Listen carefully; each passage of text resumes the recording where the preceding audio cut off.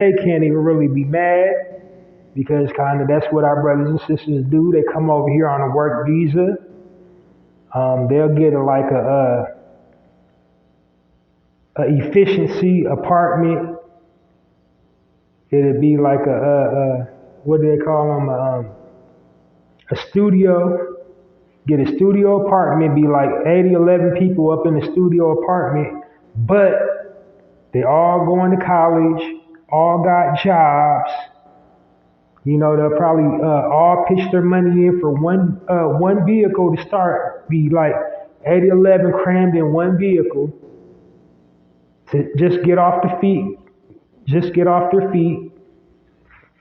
And then like 6 months in now, the whole, studio apartment, they each have a vehicle. Then after a year goes by, they all put their money in the pot and then they buy a home. Then another year goes by. Then they go get grant money and purchase a store. Whole time while they're doing this though, they're going to work and school. And they're doing it in shifts. They're all coordinating their classes and work schedules around each other. They're using group economics. This is something as foundational Americans we need to get back to. Because our brothers and sisters is coming over here making us look foolish. Now, while we don't have the same grant money and things afforded to us that they owe us anyway, because they owe us the money. They just choose to give it to foreigners, but we need to take their same, mentality for utilizing, what they're given and start swallowing our pride, because the whole time when they come over here too, they're going to those like free clothing giveaways and free food giveaways to save money. They're kicking their pride all the way to the side, tucking their money. And then also at the same time employing group economics. They're going half on food, going half on, stuff for the house, going half on gas for the one vehicle that they're all sharing. Gas and maintenance.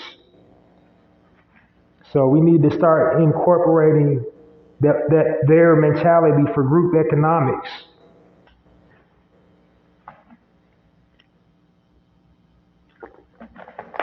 But anyway, the article, sorry I didn't mean to go on that tangent, but it's just like that's how they do it when they come over here.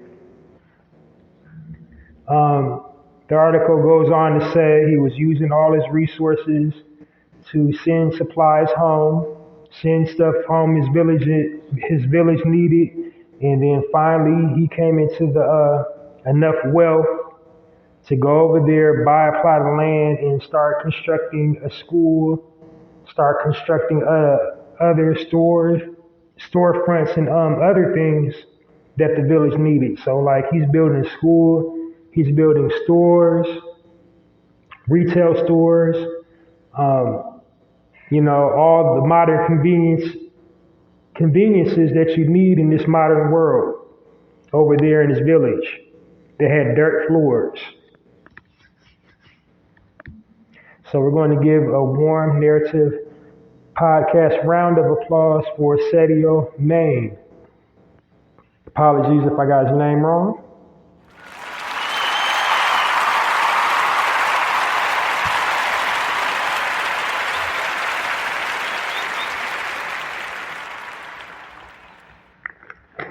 All right, last article of the day before we dive into the commentary for this evening.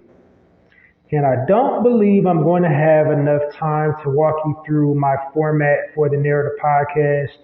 So I'll probably, after my commentary, just plug, all my projects that I got going on and then leave you good people to, enjoy the rest of your evening, but give you an invite to join me this weekend for a full episode of the Narrator podcast. I will tell you this much about the full episode of the Narrator podcast. I break it down into sections, and each section has a speaking point. I can't tell you that much now.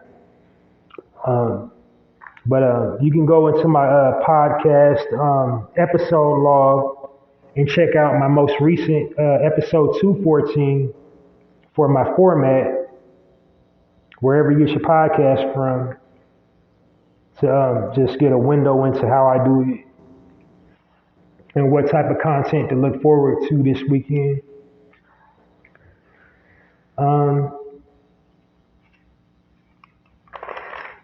Next article. Black mother from South Carolina celebrates all of her kids graduating this year.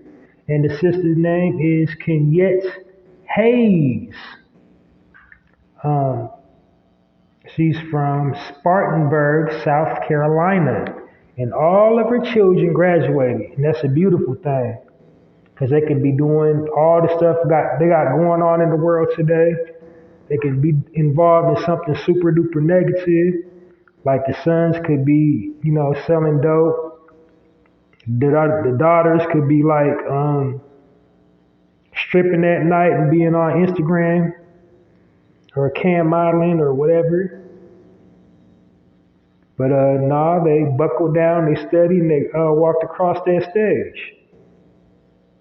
And for a single mother doing it all by herself, that's not an easy job.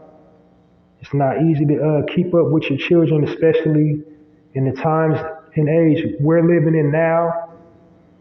Because there's like so much stuff for them to get in trouble with. So many things for them to experiment with that we didn't have. So, take this time, I salute all high school graduates.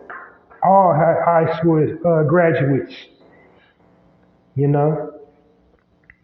So, salute them and don't stop at your high school education. Keep on pursuing knowledge. But in your pursuit of knowledge, just know that cap and gown, that little piece of paper,